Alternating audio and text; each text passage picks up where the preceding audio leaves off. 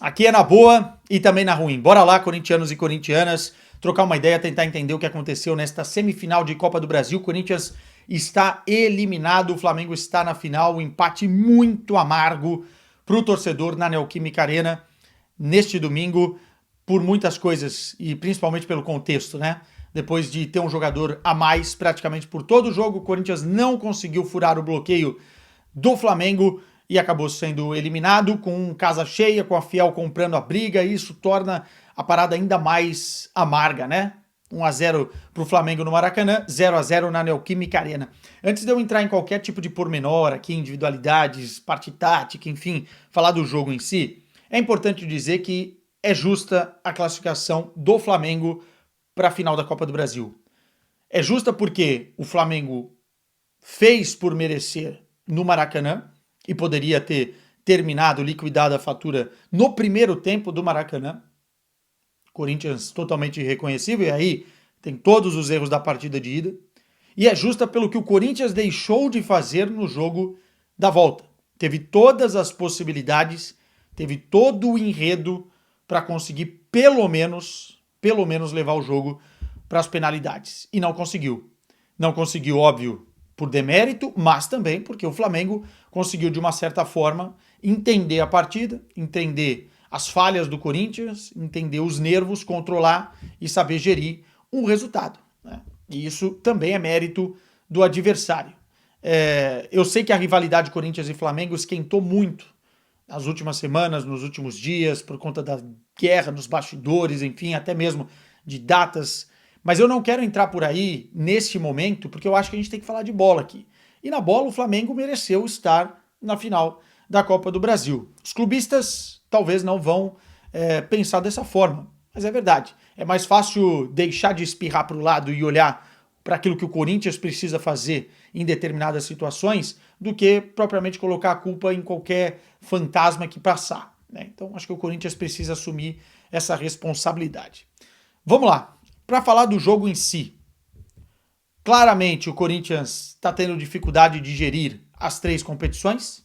Agora não está em mais uma, a gente já vai falar de futuro aqui e tal, mas fisicamente o Corinthians foi um time bem abaixo e teve que fazer algumas escolhas. O Carrilho começar no banco de reservas é exatamente parte dessa escolha, né? O Carrilho é hoje titular do Corinthians, ou pelo menos deveria ser assim na cabeça do Ramon. Entretanto, o Ramon teve que começar com o Martinez e com o Charles no meio-campo, num 4-3-3, né? Com o Garro mais à frente, com o Yuri por um lado, o Thales Magno do outro, o Romero. Lá atrás, o Mateuzinho, o Bidu, André Ramalho e também o Gustavo Henrique, né? E o Hugo no gol.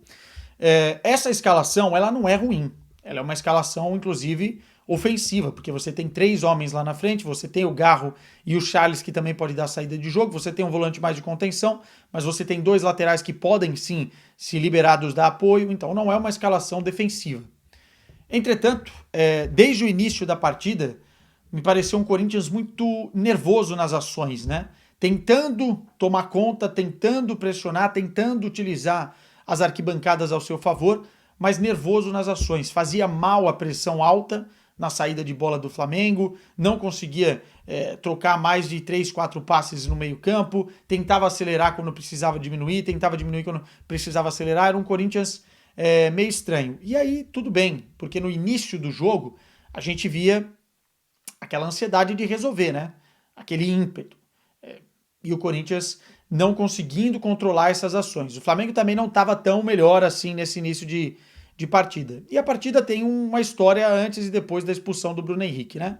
Teve o gol impedido do Flamengo, que foi ali por centímetros, mas estava impedido, que se aquele gol sai, complicaria ainda mais a vida do Corinthians na partida, porque estava 11 contra 11. Depois o Corinthians teve uma outra oportunidade, mas a expulsão do Bruno Henrique determina a tônica do jogo. E a expulsão, é claro, né? Quem contesta a expulsão, pelo amor de Deus, não pode tá sendo sério, né? Porque realmente ele levanta muito o pé. Eu não acho que o Bruno Henrique quis arrancar a cabeça do Mateuzinho, não acho que ele quis fazer aquilo lá, mas ele, a hora que levanta o pé solando de cima para baixo, sem olhar para frente, sem ver que tem o adversário do tamanho do Mateuzinho, ele coloca o companheiro de profissão em risco e crava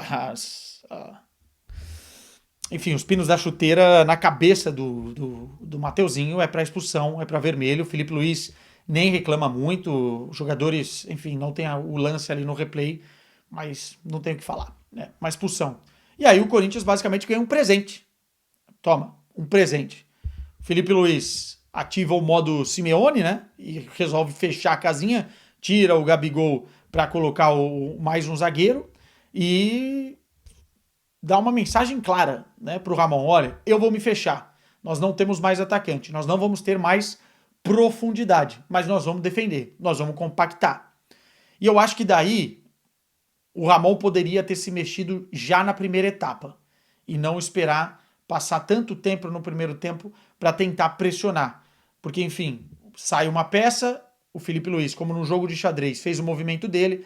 Eu acho que o Ramon deveria ter entendido mais cedo que era preciso colocar já algum jogador para o Corinthians se soltar. Não era necessário ter o Martinez e o Charles. Dava para botar o Charles e o Carrilho. Só que aí entra também a questão física do Carrilho, que também se notou na segunda etapa, né? E o Corinthians perde um tempo valioso no primeiro tempo, tentando entender. E o Flamengo, no primeiro tempo, ainda não estava tão encaixado defensivamente quanto deveria estar. Então acho que foi um momento que o Corinthians poderia ter aproveitado melhor, e a substituição não ocorre, só ocorre na virada da segunda etapa. No segundo tempo, o Corinthians volta com o Carrilho, aí acho que mexeu bem, mas à medida que as coisas vão acontecendo, o Corinthians tem um ou outro lance, e era um jogo de poucos lances. Era um jogo que aproveitar as chances criadas era imprescindível. E o Corinthians não soube nem aproveitar as chances criadas, e olha que elas foram muito poucas, né? Lembro de uma do Yuri Alberto, que dominou no peito, virou bem, o Rossi fez a defesa, teve uma outra cabeçada do Yuri, teve um outro lance isolado, mas é muito pouco. É muito pouco para um time que tem um jogador a menos, e ele foi tentando fazer as substituições, entrou o Coronado, entrou o Giovani, enfim, e as coisas não aconteciam. O Pedro Henrique entrou e as coisas não aconteciam.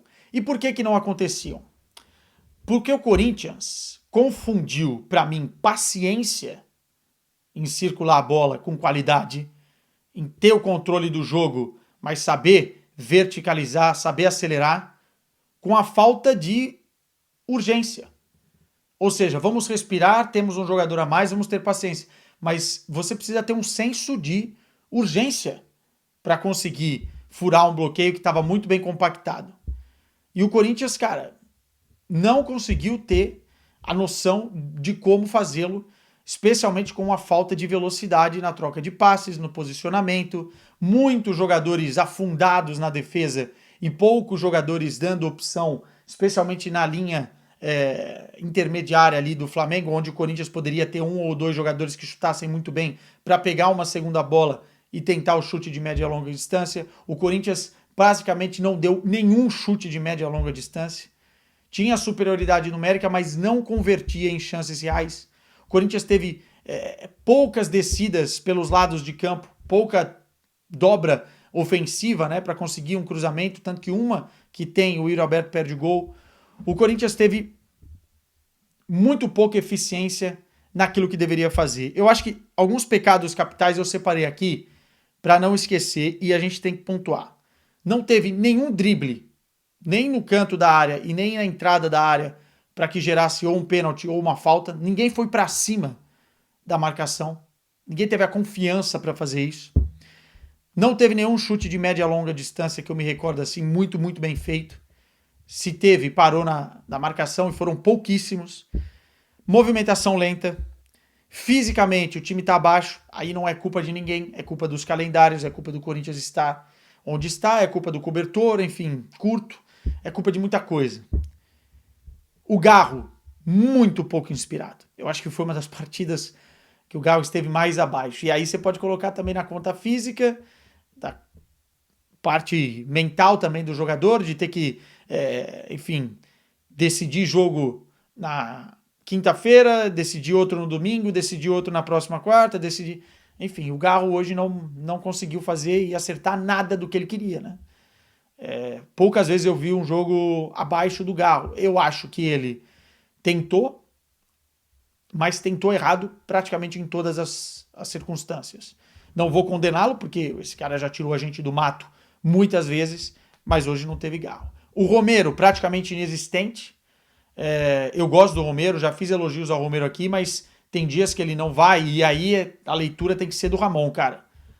O Romero tá mal. O Romero não foi substituído, o Romero precisava ter saído.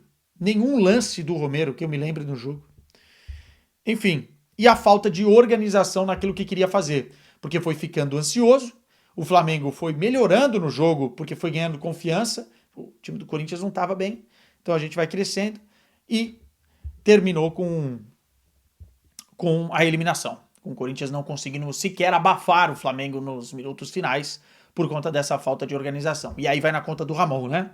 Acho que o Ramon na virada do primeiro para o segundo tempo deveria ter entendido como furar o bloqueio, ou até mesmo antes disso. E aí ou os jogadores não assimilaram, ou ele não, enfim, não foi capaz de fazer. Elogios pro lado do Flamengo. Cara, o Gerson fez um partidaço. O Arrascaeta e o Gerson, né? Porque eles ficaram ali responsáveis basicamente de desacelerar, de travar o jogo, de cadenciar, de jogar na bola boa, enfim. E fazem isso muito bem, porque tem muito talento, cara. O Gerson, especialmente, para mim, foi o grande nome da classificação do Flamengo para a final. Enfim, e aí tem o mérito do outro lado, né? Se o Felipe Luiz tivesse feito o que ele fez, tirar o Gabigol, e o Corinthians tivesse feito um gol e tivesse passado para a final, hoje ele seria crucificado. Como ele conseguiu controlar as ações e organizar o time da forma defensiva que ele queria, deu certo e provavelmente vai ser muito elogiado. Mas foi arriscado o que ele fez. O Corinthians não soube aproveitar. O Corinthians não soube aproveitar a superioridade numérica, né? Olhando para o futuro, a eliminação tem um ponto muito ruim e tem um ponto que pode ser proveitoso. Primeiro, a questão do desgaste físico, descansar um pouquinho mais, não ter decisão atrás de decisão. Eu sei que isso não é o que o torcedor quer ouvir, mas de qualquer maneira, o Corinthians estar em 3 frentes atrapalha especialmente o principal objetivo, né? Infelizmente, que é fugir da zona de rebaixamento. Cair agora dá um pouco mais de foco para aquilo que precisa acontecer. E segundo ponto, negativo, né? Pode ser que entre na cabeça dos caras e baixe o momento bom que o Corinthians estava começando a engatar depois da vitória contra o Atlético Paranaense. O Corinthians tem que pensar a sua vida partida por partida, jogo a jogo. Pô, Quesada, tem o Racing agora pela Sul-Americana. Não é a prioridade. Entretanto, se fizer um bom resultado na primeira partida, aí logo se vê na outra. Mas a prioridade continua a ser escapar do rebaixamento, que o Corinthians não perca isso do radar. A volta do Memphis Depay é importante.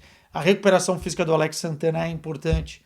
O Corinthians tem time para se manter na primeira divisão, organizar a casa e ano que vem brigar por coisas. Será um bônus conquistar algum título, porque a prioridade continua sendo escapar da zona de rebaixamento. Vocês me acompanham aqui, sabem que eu já falo isso há muito tempo, não é agora que caiu da Copa do Brasil que eu vou mudar de opinião. Meus caros, é uma pena, é uma noite chata para o torcedor, mas enfim, mirar outras paradas, porque realmente o Corinthians precisa estar concentradíssimo para os desafios que vem pela frente. Vamos para mais uma semana de Champions por aqui e a gente volta a qualquer momento para falar de Corinthians. Espero que em circunstâncias um pouco melhores. Beijo para vocês.